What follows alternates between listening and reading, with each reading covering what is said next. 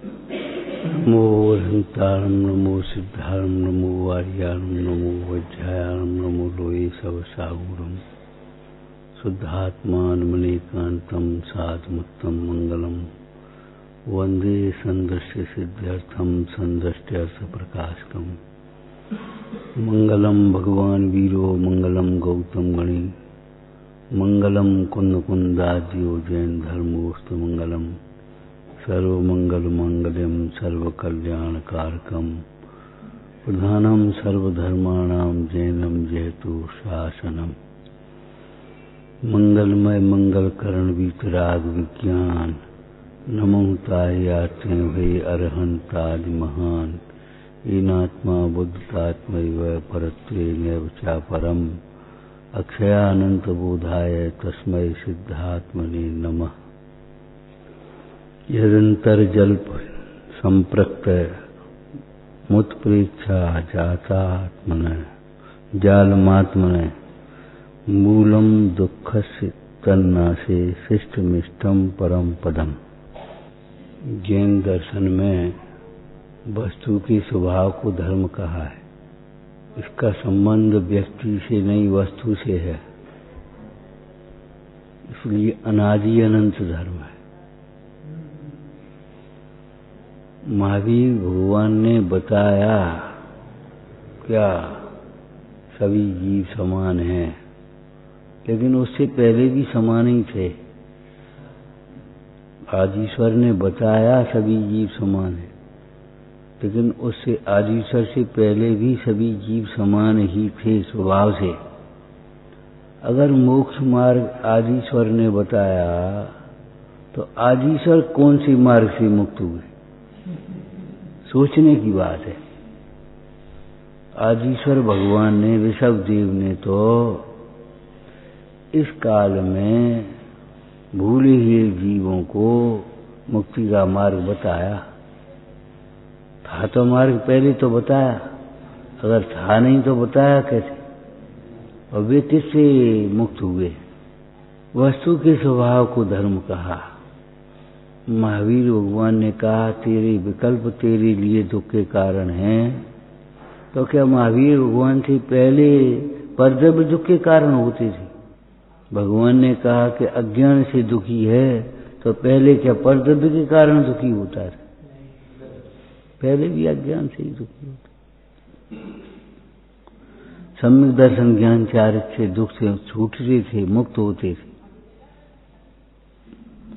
ये बड़ा सुंदर विषय है जो तेरे जीवन में भीतर में। कल क्या कहा था? जब जब नाव डूबी है भीतर के पानी से डूबी है। नाव तो पानी में रहती है, उसमें तो कोई बात ही नहीं है, लेकिन नाव में पानी आ गया तो नाव डूब जाएगी।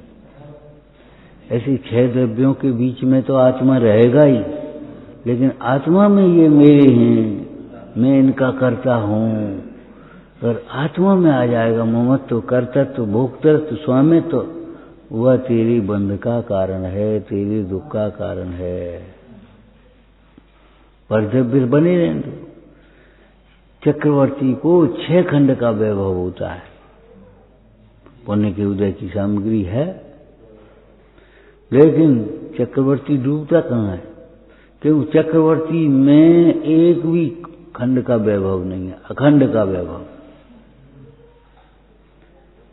मतलब चक्रवर्ती उसे में से परमाणु मात्र को भी अपना नहीं मानता।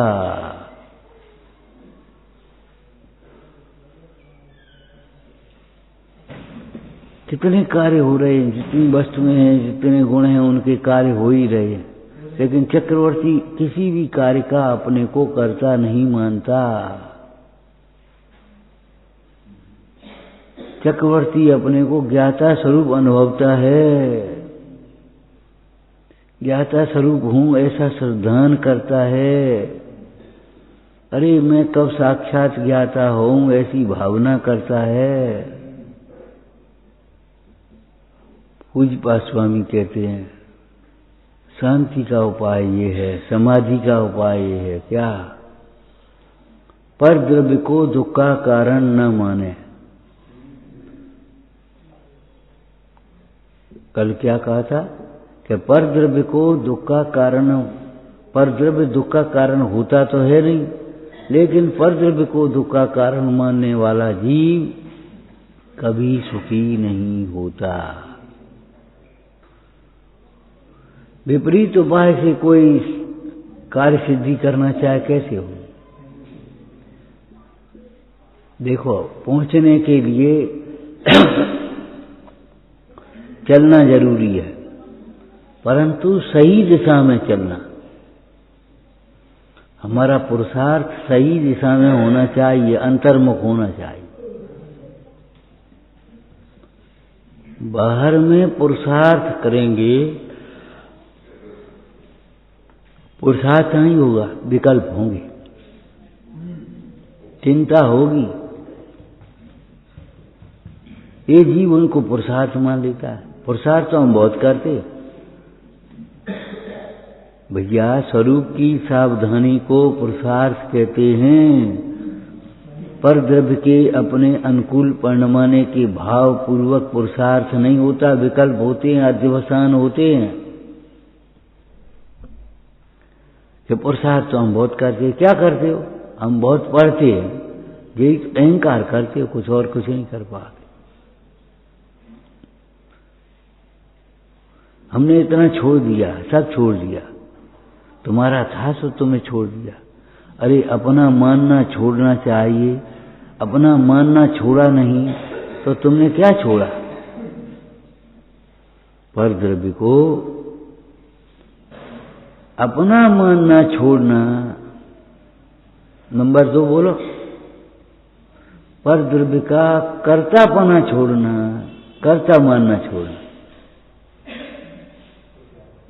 होता स्वयं जगत परिणाम, मैं जग का करता क्या काम।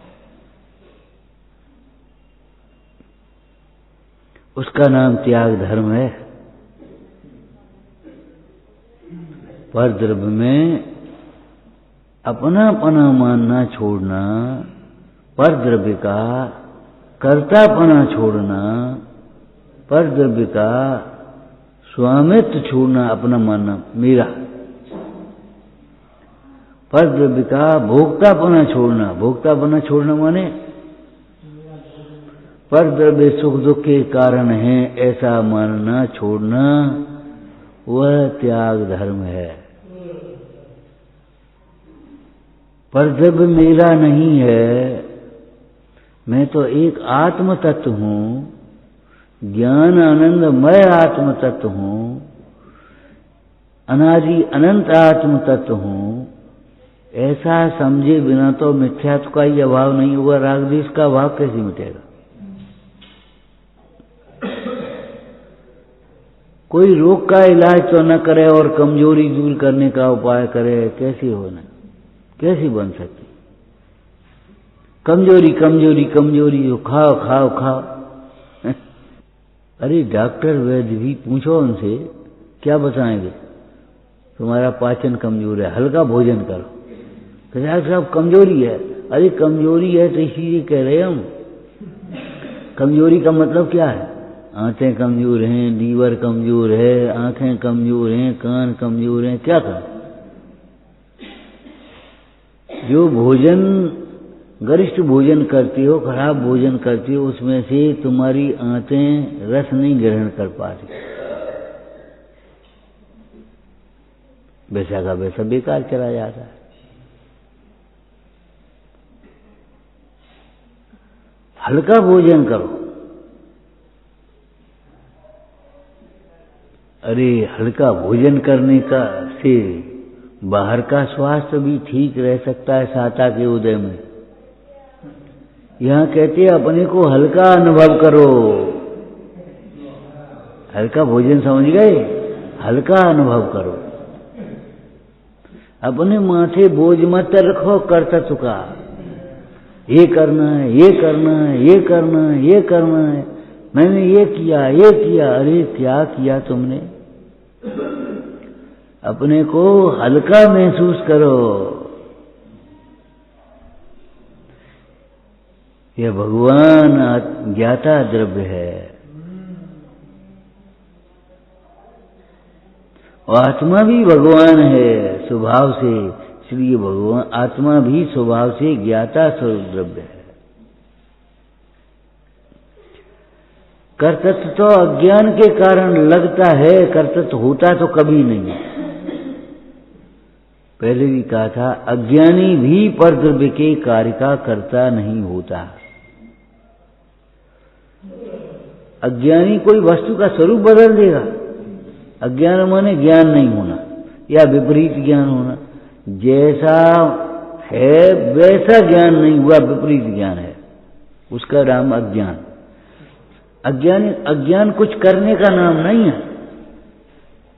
अज्ञानी भी कोई पर द्रव्यों को अपने अनुकूल बना ले, भोगों से सुखी हो जाए, परिग्रह से सुखी हो जाए, कर्तृत्व से सुखी हो जाए। ज्ञानी तो कसायों का भाव कर करके सुखी हुए और ये अपनी कसाय पूरी कर करके सुखी हो जाए। देखो हे तुम आए, हमने जय जयंत तो नहीं करी, देखो हम बड़े हो गए, सुखी हो गए। अरे भैया सुखी नहीं हुए, अहंकार से पाप बांध रहे हो, तुम्हें होश है?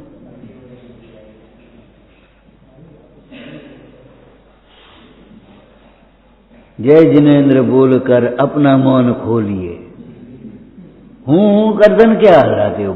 जय जिनेन्द्र बोलकर अपना मौन खोलो।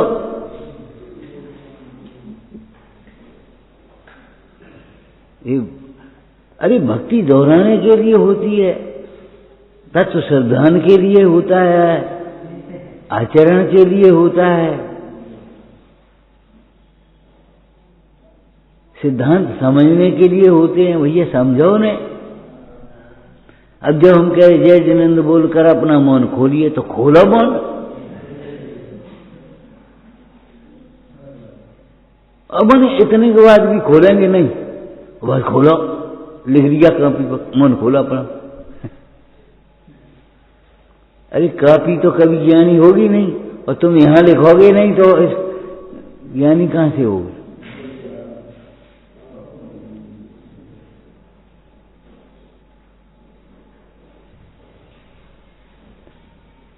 क्या कह रहे हैं? देखो अब हम आगे की बात कह रहे, कल के तेरे विकल्प दुख के कारण है, परद्रव्य दुख का कारण नहीं है। एक बात तो इधर की हो गई। आपको मालूम है, कोई भी लेख लिखा जाता है, रजिस्ट्री जिसको बोलते आप, चतुर्सीमा कर देते, उसमें करते ना, इधर क्या है, इधर क्या है, इधर क्या है, इधर क्या है। ऐसे ही परद्रव्य दुख का कारण एक सीमा तो ये, परद्रव्य दुख के कारण नहीं है, एक सीमा तो ये हो गई। अब भीतर चलो, आत्मा स्वभाव से दुखी नहीं है, दुख आत्मा का स्वभाव नहीं है। एक सीमा इधर से कर, एक सीमा इधर से कर।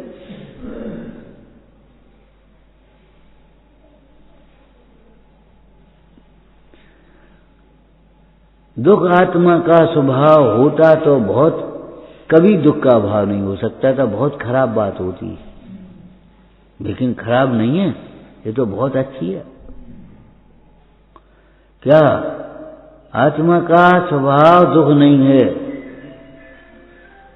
इसमें से चरणान योग का सिद्धांत निकालो। भैया स्वभाव को समझे तो दुखी न हो, दुखी न रहे। कितनी प्रतिकूलता बनी रहे, कितना ही पाप का उदय बना रहा है, कितने ही उपसर्ग होते रहे,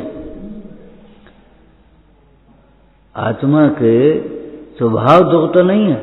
तो स्वभाव को समझे तो दुख नहीं होगा। दुख क्यों होता है? स्वभाव को नहीं समझता। स्वभाव को नहीं समझता।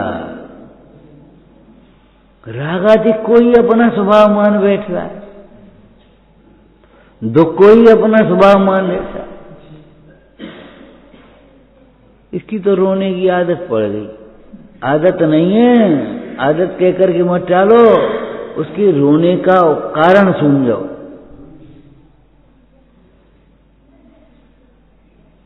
अनादिकाल से जीव दुखी हुआ रहा, और तो भी दुख जीव का स्वभाव नहीं हुआ है।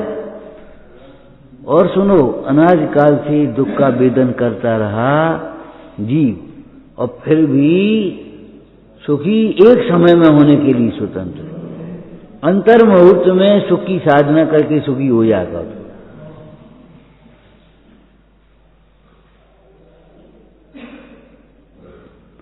लेकिन स्वभाव को समझे तो अभी सुख, और स्वभाव को नहीं समझे तो कभी सुख नहीं।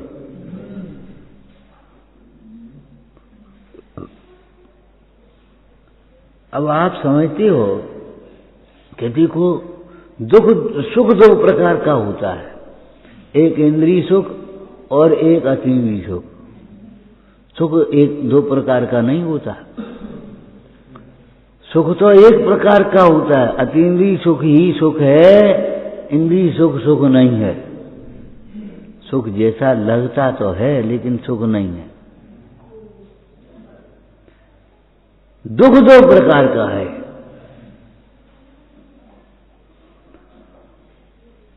पहले आपको कहा था, देखो आत्मा स्वभाव से सुखी है, इच्छा का उत्पन्न होना दुख है। इच्छा की पूर्ति को इंद्रिय सुख कहते हैं, और इच्छा के अभाव को अतीन्द्रिय सुख कहते हैं। क्या कहा? आत्मा स्वभाव से सुख रूप है, दुख है ही नहीं। जब जीव को अपना स्वभाव न जानने से इच्छा उत्पन्न हुई, वह दुख का कारण, दुख का लक्षण है। इच्छा की पूर्ति को जगत सुख कहते हैं। इसलिए आपने देखा होगा, छोटा सा बच्चा भी इच्छा पूर्ति के लिए मचलता है।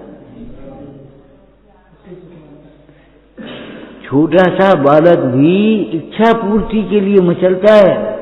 हमारी बहुत इच्छा है, हमारी बहुत, और उसको भावना कह देती। इच्छा को भावना और कह रहे तुम? अरे भावना तो उसे कहेंगे जो इच्छा का अभाव कर दे। हमारी बहुत भावना है, बहुत भावना। अरे भावना, भावना क्या होती है? तीव्र इच्छा है, तो उस इच्छा को दुख का लक्षण कहा। तो इच्छाओं के होने पर ज्ञानी और अज्ञानी में क्या अंतर पड़ता है? अज्ञानी उस इच्छा की पूर्ति के लिए बाहर में भटकता रहता है, बाहर में ही अपने उपयोग को भ्रमाता रहता है। ज्ञानी अंतर में जानता है इस इच्छा के अभाव से सुख होगा, इसलिए इच्छा के अभाव के लिए उपाय करता है। क्या उपाय करता है? तो न स्थूल रूप से देखें तो ये सोचता है किसी को इच्छा का अभाव हुआ है, क्या? हाँ हुआ है, उनको निज आदर्श बनाओ। पंच परमेष्ठी भगवंतों को इच्छाओं का अभाव हुआ तो उनको आदर्श बनाता है, उनके बताए मार्ग पर चलता है, उनके द्वारा बताया हुआ इच्छाओं के अभाव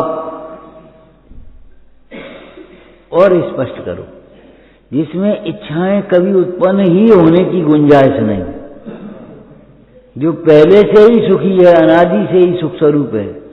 ऐसे आत्मा का श्रद्धान ज्ञान आचरण करता है, वह जीव अपने सुख को प्राप्त कर लेता है। ये समझो, इच्छाएं तो होती ही हैं। अगर आप इच्छा को रोक लोगे आज तो हमेशा के लिए सुखी हो जाओगे, और इच्छा की पूर्ति कर लोगे तो कभी सुखी नहीं हो पाओगे।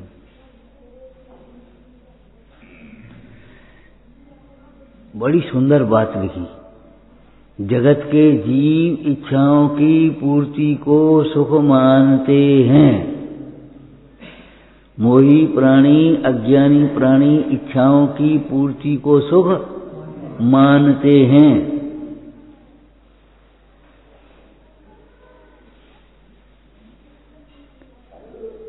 जैसे कोई जीव बेहोशी की दवा खा करके अपने को निरोग मान ले, आराम मान ले।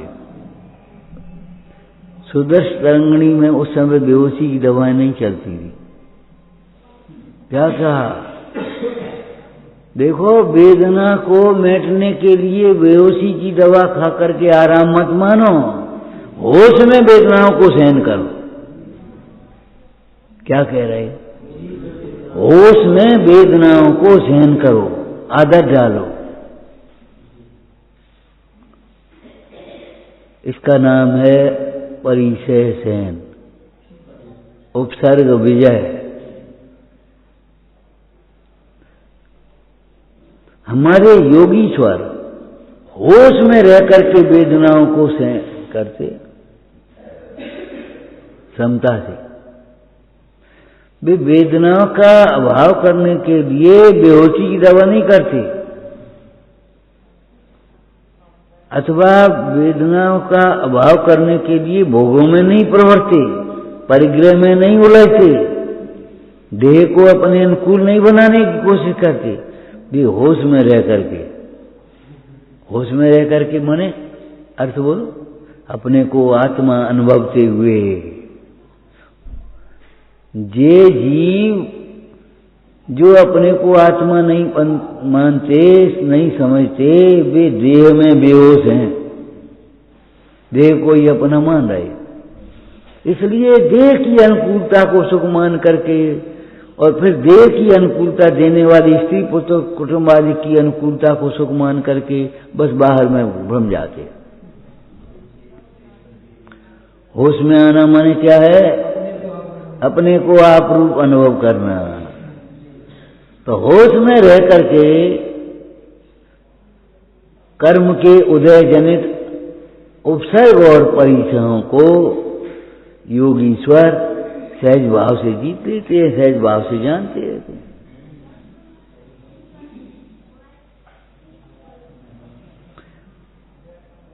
जैसे कोई लौकिक में दृष्टांत है, जैसे कोई छत के नीचे बैठ करके अपनी बरसात को बचाता है, धूप को बचाता है, छत के नीचे बैठ जाता है, ऐसे ही वह अपने ज्ञान भाव की शरण में रहता हुआ, अपने को ज्ञाता स्वरूप अनुभवता हुआ, समस्त अनुकूलताओं प्रतिकूलताओं की कल्पना ही छोड़ देता।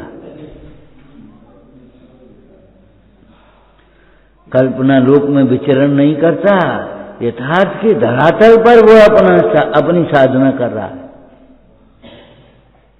यथार्थ के धरातल पर अपनी साधना करने का अर्थ क्या है? अपने को आत्मा में एकाग्र होकर के आत्मा रूप अनुभवता है, बस उसी को बढ़ाता रहता है, आत्म स्वरूप को भाता है, आत्म स्वरूप में एकाग्र होकर मग्न हो जाता है, लीन हो जाता है।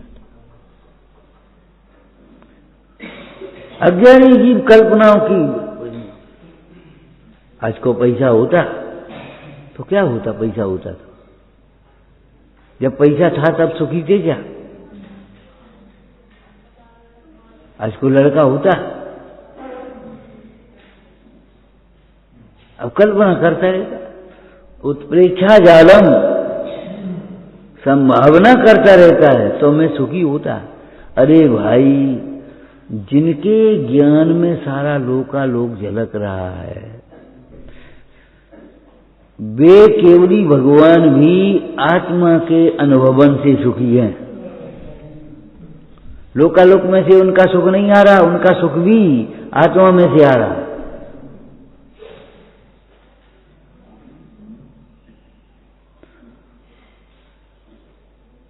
एक बार चक्रवर्ती से कहा, भरत चक्रवर्ती जी, महाराज आपके तो आनंद है, खूब आनंद है।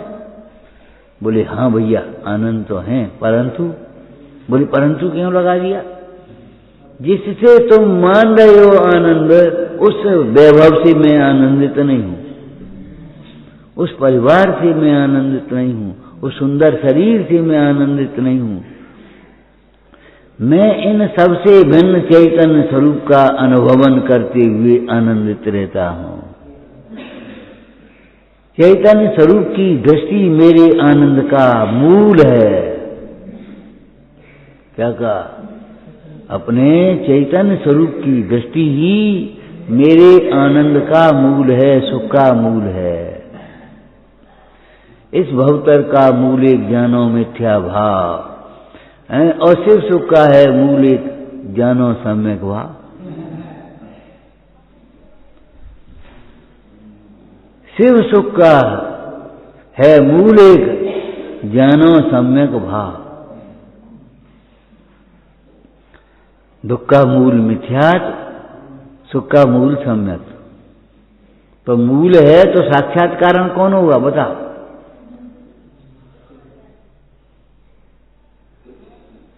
ये तो मूल की बात कही, अब साक्षात कारण की बताओ। अरे नींव भर दी पूरे मकान की, उस कोई रहने के क्या काम आएगा? एक कमरा तो बना लो छत पर।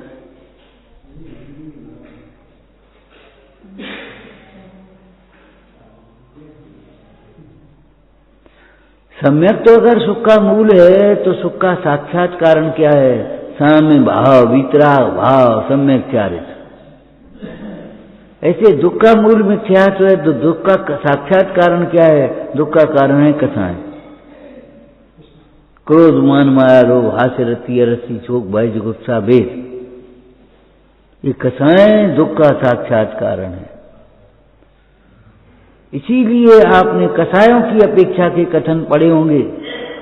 मिथ्या दृष्टि को भी कसाय अगर तीव्र हो जाए तो तीव्र दुखी हो जाता है, और सम्यक दृष्टि को भी कसाय अगर नहीं, सम्यक दृष्टि को भी कसाय तीव्र हो जाए तो वो ज्यादा दुखी हो जाएगा, और मिथ्या दृष्टि को भी कसाय मंद हो जाए तो कम दुखी सा लगेगा। कसाय की मंदता से मिथ्या दृष्टि भी ऊंचे स्वर्गों में चला जाए, और कसाय की तीव्रता से सम्यक दृष्टि भी नरकादिक में चला जाए, तिर्यंच गति में चला जाए। कसाय की तीव्रता में पहले कर्म आयु बांध ली थी नरक की और तिर्यंच की। अब क्या करे वो? उस समय संकलित परिणाम हो गए, आयु बंद, क्या नाम, देह छूट गई संकलित परिणाम से, और जाकर के वहां पहुंचे।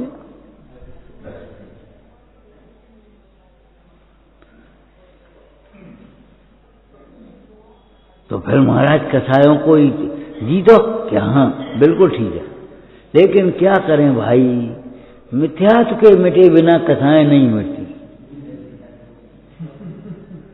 मिथ्यात्व में कथाएं दुख का कारण लगती ही नहीं है। मिथ्यात्व में तो परद्रव्य दुख का कारण लगता है। दूसरा सम्मान नहीं करता वह दुख का कारण लगता है, स्वयं सम्मान चाहता है वह दुख का कारण नहीं लगता।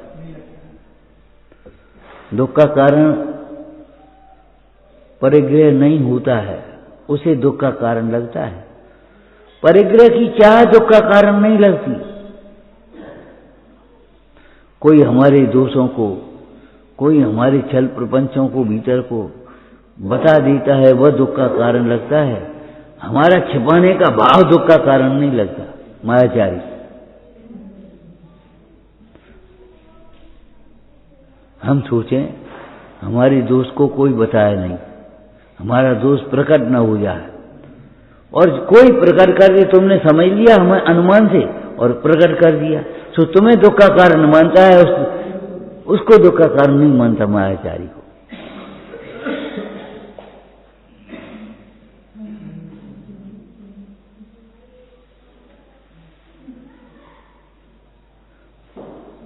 हमने आपसे कहा था स्वाध्याय निर्णय पूर्वक करो, निर्णय करके जाओ। परद्रव्य दुख का कारण नहीं है, इसलिए परद्रव्य को दुख का कारण मानने वाला कभी सुखी नहीं हो सकता, कभी दुख का दूर नहीं हो सकता। अरे परद्रव्य को दुख का कारण मानने वाले का दुख दूर तो नहीं होता, सुखी नहीं होता। परद्रव्य को सुख का कारण मानने वाला कभी सुखी नहीं होता। परद्रव्य को सुख का कारण मानने वाला कभी सुखी नहीं होता।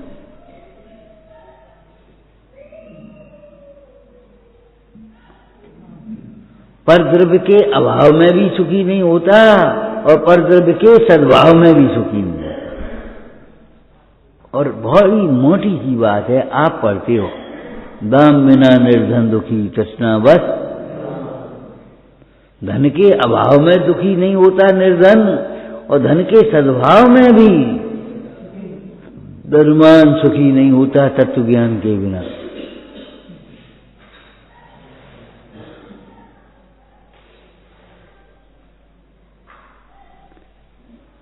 आज हम फिर इस श्लोक को इसलिए पढ़ने लगे कि दुख का मूल तुम्हारे विकल्प हैं, उनमें तुम दुख मानते हो केवल इंद्रिय सुख को।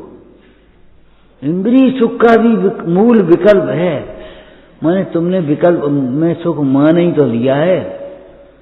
आज दाल बहुत अच्छी बनी, मान ही तो लिया है, और ये तो कह रहे थे मर गए, इतनी मिर्ची पड़ गई आज परेशान हो गए, सब दाल बेकार कर दी।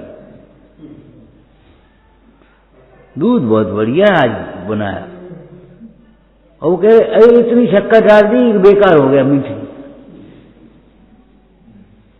अब एक कह रहा है बढ़िया, एक कह रहा है बेकार। सोचो, मतलब इंद्रिय सुख की क्या अवस्था है, क्या व्यवस्था है। स्वयं ही इच्छा करता है, स्वयं ही पुण्य के उदय में इच्छा के अनुकूल पदार्थ का परिणाम देखकर सुख मान लेता है। मान ही तो लिया है, सुखी हो गया। सुखी होना अलग बात है, सुखी मानना अलग बात है। अज्ञानी जीव पुण्य के उदय की अनुकूलता में सुख मानता है, ज्ञानी जीव प्रतिकूलता में भी सुखी होता है।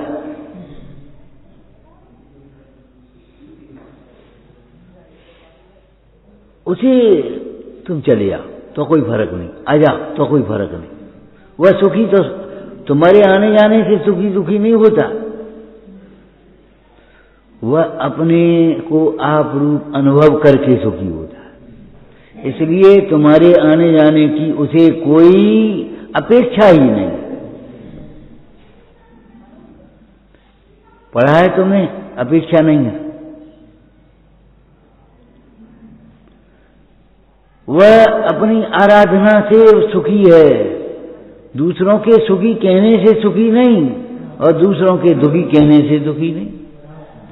एक मुनिराज अपने स्वरूप को अनुभवते हुए सुखी है। अब कोई अज्ञानी जी ये बेचारे ये बहुत दुखी होंगे, इनके पास तो फटा कपड़ा भी पहनने को नहीं है, इनके पास तो कुछ खाने के लिए नहीं है, रहने के लिए घास की झोपड़ी भी नहीं है, ये तो बहुत दुखी होंगे।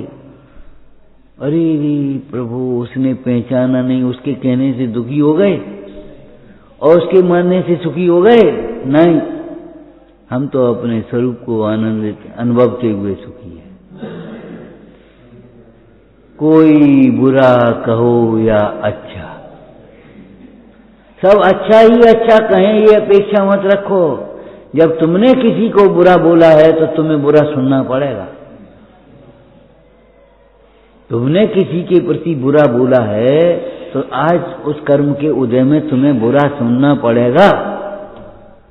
ये मत सोचो सब अच्छी तरह ही बोलते हैं हमसे।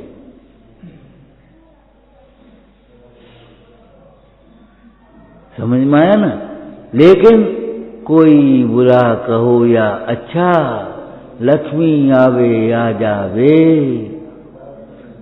अनेक वर्षों तक जीऊं या मृत्यु आज ही आ जावे, अथवा कोई कैसा ही भय या लालच देने आवे, तो भी न्याय मार्ग से मेरा कभी न पथ दिखने पावे। ऐसी मेरी भावना है। मेरी भावना, ये कहाँ लिखी लाइन है? मेरी भावना में, तो उसकी ये ऐसी मेरी भावना है। ये भावना नहीं है सब अच्छा अच्छा हो, हमारी इच्छा की पूर्ति हो ही जाए। अरे इच्छा की पूर्ति हो अथवा नहीं भी हो, हे प्रभु हमारी तो ये भावना है, हमारी इच्छा उत्पन्न नहीं हो। यही भावना है प्रभु मेरी परिणति मां, राग द्वेष की कल्पना किंचित उपजे ना।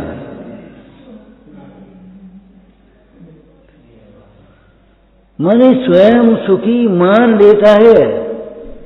अच्छा एक बात बताओ, अकेले बैठे थे, अब दुखी दुखी दुखी, क्यों दुखी? पर की याद करे, आज कोई आया नहीं, आज कोई आया नहीं, आज कोई आया नहीं, आज कोई आया नहीं, और अनंत अनंत कहती तो क्या हो जो? और मेरे घर में कोई आ नहीं सकता कभी, मेरी आत्मा में और मेरे इस बाहर के संयोग में भी पुण्य के उदय में भीड़ लगी है, सारी सामग्री है, और पाप के उदय में अरे तुम्हारी तो बात क्या करें अज्ञानियों की। भगवान केवली भी भगवान का समूह शरण लगा, दिव्य ध्वनि खेल रही, 12 सभाएं भर रही कि नहीं, लेकिन अंत में योग निरोध करके जी ठाड़े हो गए अकेले। अब दुखी तो होंगे कुछ, आज को नहीं है, कहां गया समोसा कि जहां से आया था वहीं, जहां से आया था वहीं गया समोसा। अब आत्मा का संबंध तो था नहीं इसे, लेकिन सुख का संबंध आत्मा से है, इसलिए वे उस अवस्था में भी वैसे ही सुखी हैं जैसे समूह शरण में विराजमान सुखी थे। समूह शरण में विराजमान तीर्थंकर परमेश्वर अनंत सुखी, और योग निरोध की अवस्था में भी अनंत सुखी। अब उनका सुख जब शरीर नहीं रहा तो अव्याबाद सुख के नाम, माने अव्याबाद सुख का मतलब दुख का कोई बाहर में कारण भी नहीं रहा, बाहर में भी कोई बाधा नहीं रही, अव्याबाद। उस सुख को भीतर से आया है, इसलिए बाहर में कोई रोक भी नहीं पाएगा, कोई छीन भी नहीं पाएगा, कोई ले भी नहीं पाएगा। अच्छा तुम इतने आनंद में बैठे हो, अब हम तुम्हें दुखी करेंगे, देखो और ये ऐसा है, वो ऐसा है, ये बात निरपराध निर्वैर महामुनि, सबको हितकारी, और कोई उसको खींच रहा है, कोई बांध रहा है, कोई उपसर्ग कर रहा है, कोई। अरे हम देखते ये कैसे दुखी नहीं होती कि तुम पागल हो, तुम देखते क्या हो? जो अपने से सुखी हुआ है उसे दुखी करने में कोई समर्थ नहीं, और जिसने पर में दुख सुख माना है उसे तो दुखी कर देगा। हाय मर गए, अब कुछ नहीं रहो, हाय लुट गए।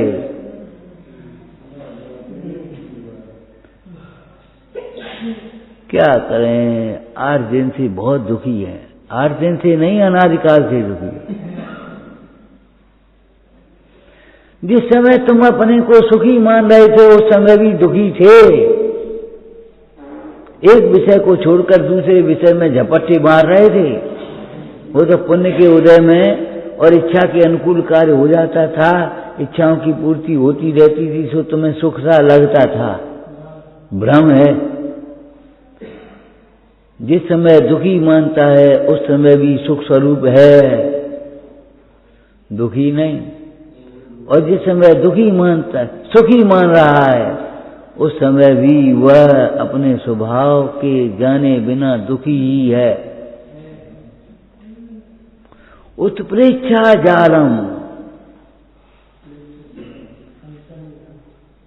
वह शेख चिल्ली कल्पना करता रहता है, शेख चिल्ली कल्पना करता है। बस पैसा हो जाएगा, फिर मकान बना लेंगे, फिर ब्याह हो जाएगा, फिर बाल बच्चे हो जाएंगे, तो क्या होगा? रहोगे तो अकेले कैसे?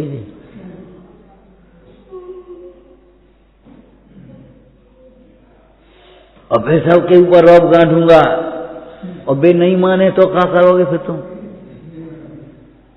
बे रौब तुम्हारा नहीं मानेंगे तो तुम क्या करोगे? आज सबको इकट्ठा कर लोगे, संयोग जुटा लोगे, कल इनका वियोग होगा तब क्या करोगे? अभी तुम सबका कर्ता मान लोगे अपने को, और जब तुम्हारे विकल्प के अनुसार कार्य नहीं होंगे तब क्या करोगे? अगर दुखी नहीं होना हो तो भैया इन कर्ता मत मानना। दुखी नहीं होना हो तो कर्ता मत मानना। दुखी नहीं होना हो तो इस भीड़ से अपने को वैभव वाले मत मानना। अपना बड़ापन अपने में देखना, इस भीड़ से अपने को बड़ा मत मानना। शरीर के रूप से अपने को सुंदर नहीं मानना, चिद रूप से सुंदर देखना। एकत्व निश्चय को, एकत्व स्वभाव आत्मा को ही सुंदर देखना, अगर असुंदर न होना हो तो। ये फूल मालूम है कैसे फूल हैं जो मुखचंद से अमृत झरे? नहीं, कैसे फूल हैं मालूम है? कभी न मुरझाने वाले फूल हैं।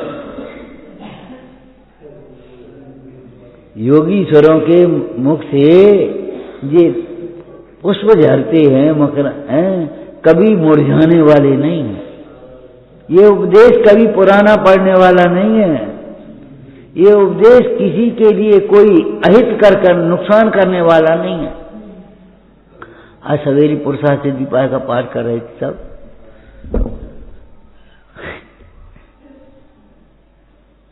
सामायिक का चैप्टर खुल गया।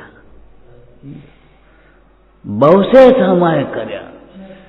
अगर सामायिक सवेरे करे, दोपहर को करे, शाम को करे, सवेरे तो एक टाइम तो जरूर करे, 2 टाइम करे, 3 टाइम करे, और फिर बहुत बढ़िया बात लिखी, अगर बहुत समय भी किया जाए तो दोष के लिए नहीं है, गुण के लिए है। गुण ही करेगा।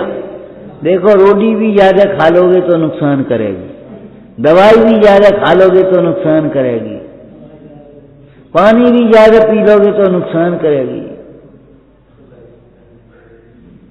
लेकिन ये सामायिक बहुत है, बहुत भी किया जाए, बहुत से कार्य तो भी कभी हानिकारक नहीं है, सदा लाभकारक ही है। अरे ज्ञानी तो स्थायी सामायिक की भावना बातें हैं। स्थायी सामायिक मेरे साम्य भाव में, मेरे सामायिक में अंतराय न हो गए, निरंतर अपने स्वरूप में ही लीन रहूं।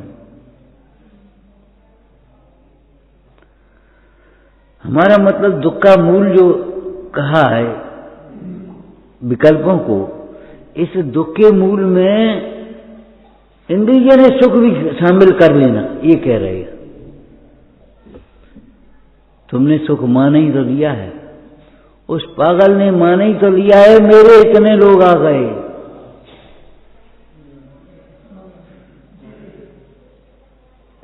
मैंने नया वस्त्र पहन लिया, मेरा इतना पैसा हो गया, अब इतना हो गया,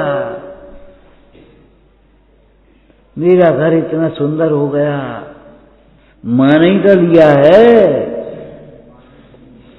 उत्प्रेक्षा जालम, बड़ी अच्छी बात है ये, ध्यान रखना। उत्प्रेक्षा एक अलंकार होता है, उत्प्रेक्षा अलंकार।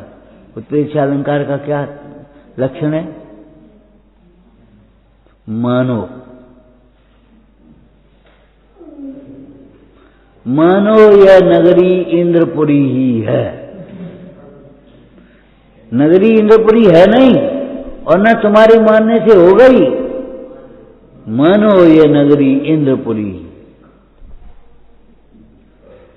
तो ऐसे ही मानो ये द्रव्य मेरे ही हो, मानो ये कार्य मेरे ही द्वारा किए गए हैं, मानो ये भोग मेरे ही हो।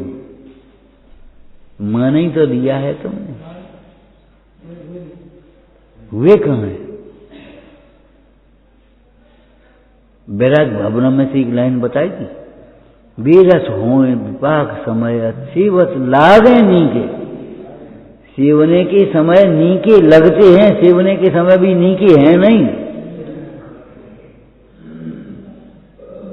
इन विषयों के सेवन करते समय विषय सुखरूप होते हैं और फल में दुखरूप होते हैं, ऐसा नहीं है। सेवन करने के काल में ही वे दुख रूप होते हैं। ऐसा समझो, इन दुखी जीव ही विषयों को चाहता है, दुखी जीव ही विषयों में प्रवृत्ता है, और दुखी जीव ही विषयों के जाने पर रोता है।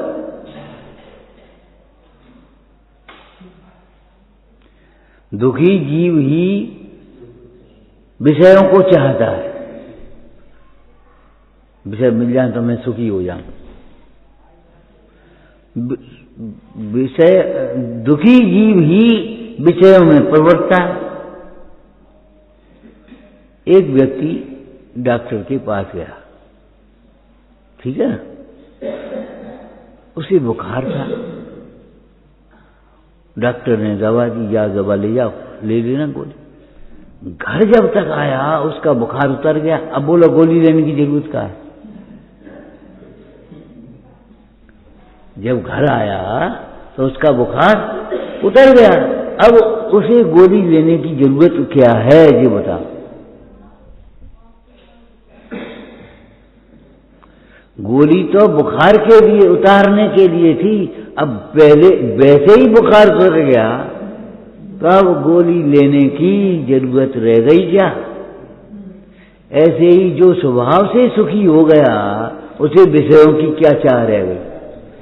विषयों की आशा नहीं जिनके, साम भाव धन रखते हैं, निज पर के हित साधन में जो निस्सिन तत्पर रहते हैं, स्वार्थ त्याग की कठिन तपस्या बिना खेद जो करते हैं, ऐसे ज्ञानी सात जगत के।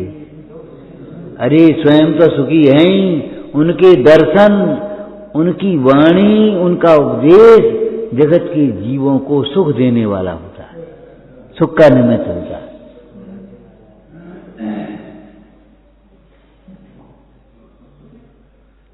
जिसको तुम सुख मान रहे हो वो भी इसमें आ गया दुख मूलम। इसीलिए इंद्रिय ने सुख को दुख का मूल कहा। इंद्रिय ने सुख को जा सुख को तू सुख कहे, सो सुख तो सुख न, सो सुख दुख का मूल है, सुख अविनाशी मां। तन्ना से इन विकल्प जालों का नाश होने पर, व्यय होने पर, अभाव होने पर परम पद की प्राप्ति होती है, परम सुख की प्राप्ति होती है। ध्यान रखना, मोक्ष भी सुखरूप है और मोक्ष का उपाय भी सुखरूप है। संसार दुखरूप है और संसार का कारण भी दुखरूप है। कोई सोचेगा मोक्ष मार्ग कष्ट रूप होगा और मोक्ष सुखरूप होगा, ऐसा नहीं है। जैसे तुम समझ लेते हो पढ़ाई करने में तो कष्ट है और पढ़ करके फिर आराम। पढ़ाई में कष्ट नहीं है, पढ़ाई में कष्ट मूड को लगता है।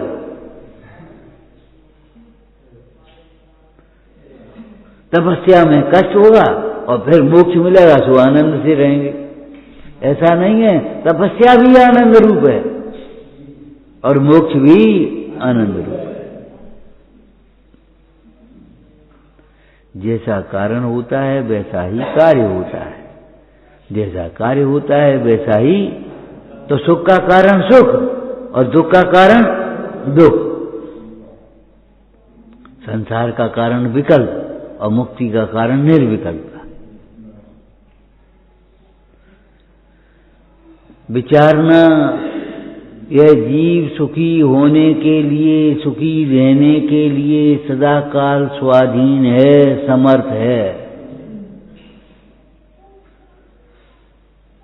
दुख कभी भी, अभी भी जीव का स्वभाव नहीं हो गया है, अभी भी सुख स्वाभावी है।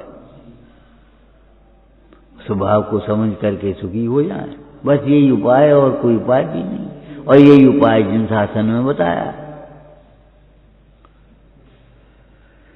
विचारना। ओम नमः।